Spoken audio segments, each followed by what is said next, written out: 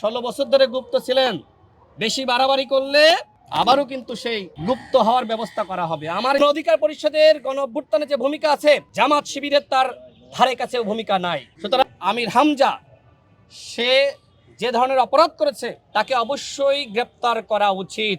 আমির হামজা যদি গ্রেপ্তার না হয় এবং তার পরবর্তীতে ছাত্র অধিকার পরিষদ, গণ অধিকার পরিষদ তারা যে আন্দোলন শুরু করেছে, আমার মনে হয় যে জামাত যদি আমির হামজার বিরুদ্ধে যথাযথ ব্যবস্থা না গ্রহণ করে, এই যে রাশমিকার প্রেমিক আমির হামজা, তাই না, তার বিরুদ্ধে যদি যথাযথ ব্যবস্থা না গ্রহণ করে, ছাত্র অধিকার পরিষদের গণঅভ্যুত্থানে কি ভূমিকা সবাই কিন্তু জানে।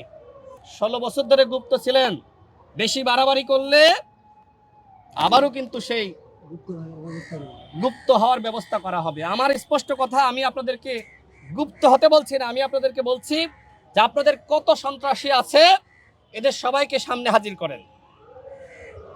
শফিকুল ইসলাম মাসুদ তো বলেছে, আমি রাজশাহী বিশ্ববিদ্যালয়ের সব থেকে বড় সন্ত্রাসী, সেই সন্ত্রাসীকে জিজ্ঞেস করো যে আমি কে, বলেছে না? এবং আরো বলেছে যে শেখ হাসিনাকে জিজ্ঞেস করো যে আমি কে। এটা শফিকুল ইসলাম মাসুদ সাহেব বলেছে। তার মানে কি? তার মানে জামাত এবং শিবির এই মুহূর্তে নব্য আওয়ামী লীগ হয়েছে এবং তারা জনগণের সাথে ইসলাম নিয়ে যেমনিভাবে মুনাফিকি করে, ঠিক একইভাবে তারা রক কাটাই পারদর্শী। আমরা এরকম রক কাটা বাহিনী বাংলাদেশে রাজনীতি করুক, সেটি আমরা চাই না। আমরা আওয়ামী লীগের সময় জামাত এবং শিবিরের উপর যে ধরনের জুলুম হয়েছিল তার প্রতিবাদ জানিয়েছি, ঠিক একইভাবে তারা এখন যে জালিম হয়েছে, আমি তাদেরকে আহ্বান করব, এই জালিমগিরি যদি বাংলাদেশে করেন, বাংলাদেশে জামাত এবং শিবিরকে রাজনীতি করতে জনগণ দিবে না। সুতরাং যে ধরনের ঘটনা কুষ্টিয়ায় ঘটেছে, এই ঘটনার বিচার হতে হবে। আমির হামজাকে অবশ্যই গ্রেপ্তার করতে হবে। আমি প্রশাসনের কাছে আহ্বান জানাবো যে সে এমপি এবং সে বলেছে যে সে ওই এলাকার প্রধানমন্ত্রী, সে ওই এলাকার সরকার। কুষ্টিয়া কারোর বাপের সম্পদ নয়, বাপের এলাকা নয়। কুষ্টিয়া জনগণের এবং বাংলাদেশের একমাত্র প্রধানমন্ত্রী জনাব তারেক রহমান জনগণের ভোটে তিনি নির্বাচিত হয়েছেন, সেই জায়গায় তিনি একটি এলাকার মাফিয়া, এই দাবি তিনি করছেন। আমির হামজা নাকি কুষ্টিয়ার মাফিয়া। বহুত মাফিয়াকে আমরা বিদায় করেছি। শেখ হাসিনা বাংলাদেশের মাফিয়া হয়েছিল, বিদায় করেছি। জামাত এবং শিবির যদি মাফিয়া হতে চায়, জনগণ তাদেরকেও বিদায় করবে।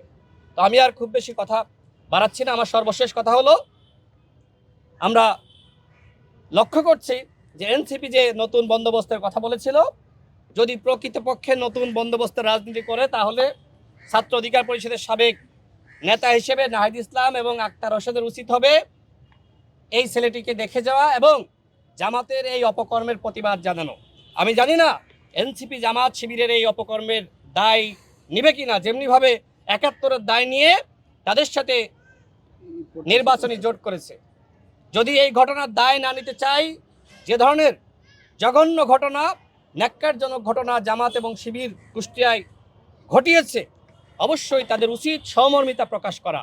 কিন্তু আমি জানতে পেরেছি তারা সহমর্মিতা প্রকাশ না করে উল্টো তারা নাকি এই ঘটনায় খুশি হয়েছে যে ছাত্র অধিকার পরিষদ আমাদেরকে সমালোচনা করে। সুতরাং জামাত এবং শিবির তাদেরকে উচিত শিক্ষা দিয়েছে।